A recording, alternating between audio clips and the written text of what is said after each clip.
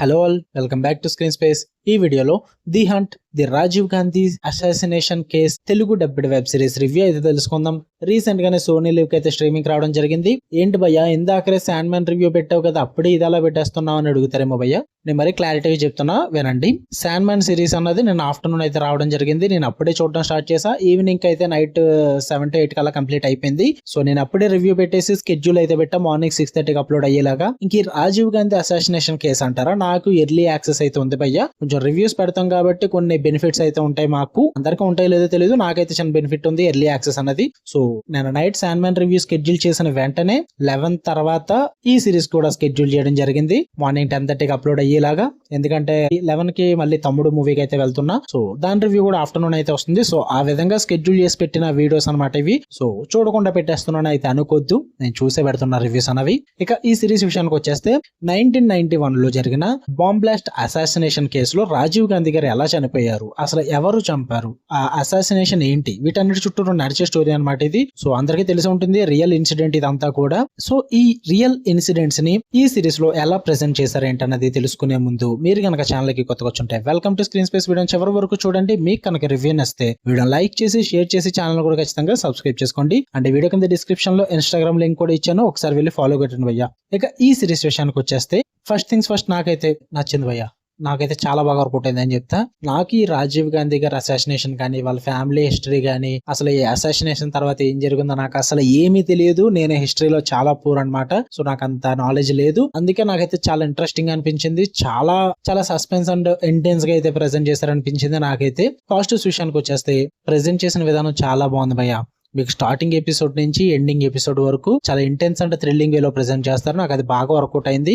అంటే every detailing చాలా బాగా చూపిస్తారు, కిల్లర్స్ సైడ్ నుంచి కానీ, అండ్ అసాసినేషన్ జరిగిన సీక్వెన్స్ కానీ, ఆఫ్టర్ ఇన్సిడెంట్స్ కానీ, బిఫోర్ ఇన్సిడెంట్స్ కానీ, అండ్ ఇవన్నీ కూడా చాలా బాగా ప్రెజెంట్ చేసి చూపించారనిపించింది నాకైతే. త్రూ అవుట్ ద సిరీస్ మీరైతే కనెక్ట్ అయ్యే ఉంటారు భయ్యా. సిరీస్ మొత్తానికి కూడా ఎక్కడ కూడా ఏ చిన్న డీటెయిలింగ్ ను కూడా విడిచిపెట్టకుండా ప్రతిదీ పర్ఫెక్ట్ గా ప్రెజెంట్ చేశారనిపించింది నాకైతే. ఎపిసోడ్ కి అసాసినేషన్ జరిగిన విధానాన్ని ఎక్స్ప్లోర్ చేసిన విధానం కూడా చాలా బాగా వర్కౌట్ అవుద్ది. అండ్ ఆ ఇన్వెస్టిగేషన్ ప్రాసెస్ కానీ, ఆఫీసర్స్ అందరూ కూడా వాళ్ళు పడిన స్ట్రగుల్స్, ఆ ఇన్వెస్టిగేషన్ సీక్వెన్సెస్, అండ్ ఎన్ని రోజులు పట్టాయి, డే బై డే ప్రతి ప్రాసెస్ ని కూడా చాలా బాగా ప్రెజెంట్ చేసి చూపిస్తారు భయ్య. అండ్ మెయిన్ గా నాకు ఇంకా బాగా నచ్చింది ఏంటంటే కిల్లర్స్ పర్స్పెక్టివ్ అయితే చాలా బాగా ప్రెజెంట్ చేశారు. ఎవరైతే అసాసినేషన్ చేస్తారో వాళ్ళ పర్స్పెక్టివ్ చూపించిన విధానం, వాళ్ళ క్యారెక్టర్స్, వాళ్ళ బ్యాక్ స్టోరీస్, ప్రతిదీ కూడా చాలా పర్ఫెక్ట్ గా ప్రెజెంట్ చేశారు. నాకు అవన్నీ కూడా బాగా ప్లస్ పాయింట్ అనిపించింది. ఎందుకంటే జస్ట్ వన్ సైడెడ్ కొట్టుడే కాకుండా రెండింటిని కూడా, అంటే ఒక పక్కన పొలిటికల్ యాంగిల్ ఉంటుంది, ఒక పక్కన అసాసినేషన్ కూడా చూపిస్తారు, అండ్ అసాసినేషన్ చేసిన పర్సన్స్ బ్యాక్ స్టోరీస్ కూడా ప్రెజెంట్ చేస్తారు, అండ్ ఈవెన్ ఆ ఆఫీసర్స్ యొక్క స్టోరీస్ కూడా ఇన్వెస్టిగేషన్ తో సహా బాగా ప్రెజెంట్ చేస్తారు. వీటన్నిటిని ఎటువంటి ఇబ్బంది లేకుండా బ్యాలెన్స్డ్ గా ప్రెజెంట్ చేయడం అన్నది చాలా బాగా వర్కౌట్ అయిందని చెప్తాను. నాకు వీటన్నిటి పరంగా నాకైతే సిరీస్ నచ్చింది భయ్యా. మీరైతే ఖచ్చితంగా చూడండి అనే చెప్తాను నేను. నెగిటివ్స్ విషయానికి వచ్చేస్తే అక్కడక్కడ కొన్ని అన్వాంటెడ్ సీన్స్ అయితే ఉంటాయి భయ్యా. అసలు మెయిన్ స్టోరీకి దానికి సంబంధం ఉండదు, బట్ కొన్ని సీన్స్ అయితే ప్రెజెంట్ చేస్తారు. వాటి వల్ల కొంచెం టైం వేస్ట్ అయితే అనిపించింది నాకు. అండ్ బిగ్గెస్ట్ డ్రాబ్యాక్, మరి అది నిజంగా జరిగిందా లేక అలాగే ఉందా ఏంటో నాకు తెలియదు, కానీ లాస్ట్ ఎపిసోడ్ అయితే కొంచెం నాకు ప్రాబ్లమేటిక్ అనిపించింది భయ్యా. మరి టైం కోసం వాళ్ళు అలా సెట్ చేసుకున్నారా లేక రియల్ లైఫ్ లో నిజంగా అలాగే జరిగిందా నాకు అది తెలియదు, కానీ నాకు ఈ సిరీస్ తర్వాత హిస్టరీ చేసేంత ఖాళీ కూడా లేదు భయ్యా. ఈ రివ్యూ పెట్టేసరికి నాకు మిడ్ నైట్ అవుతుంది. సో అందుకే నేను అంత తెలుసుకోవాలనుకోలేదు బయట నిజంగా ఏం జరిగిందో. బట్ ఈ సిరీస్ లో చూపించిందే నేనైతే ట్రూత్ అని అనుకుంటున్నా. ఇన్ కేస్ మీరు చూస్తే మీ ఒపీనియన్స్ కామెంట్ చేసి చెప్పండి. లాస్ట్ ఎపిసోడ్ ఎందుకు అలా ఉంది ఏంటన్నది. నేనైతే కొంచెం డిస్కనెక్ట్ అయ్యాను. లాస్ట్ ఎపిసోడ్ పరంగా నాకు డిసప్పాయింట్మెంట్ అనిపించింది. ఇంతకు మించి అయితే నాకేం ప్రాబ్లమేటిక్ అనిపించలేదు భయ్యా. టెక్నికల్ ఆస్పెక్ట్స్ పరంగా అన్నిటి పరంగా నాకైతే సిరీస్ బాగానే అనిపించింది. విజువల్ గ్రాండియర్ అయితే చాలా బాగుంది.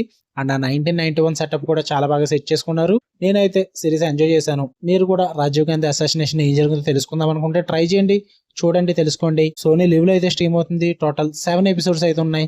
Each episode 45 to 50 minutes duration అయితే ఉంటుంది. తెలుగు డబ్బింగ్ కూడా బాగుంది. ఫ్యామిలీతో కూడా చూడొచ్చు, ప్రాబ్లం ఏం లేదు.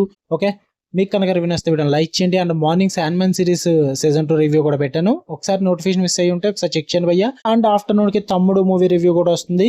బెల్ ఐకాన్ ఖచ్చితంగా ఆన్లో పెట్టుకోండి, లేదంటే నోటిఫికేషన్ మిస్ అయిపోతారు. అండ్ వీడియో లైక్ చేసి షేర్ చేసి ఛానల్ కూడా ఖచ్చితంగా సబ్స్క్రైబ్ చేసుకోండి. మళ్ళీ నెక్స్ట్ వీడియోలో కలుద్దాం. Until then bye, love you all.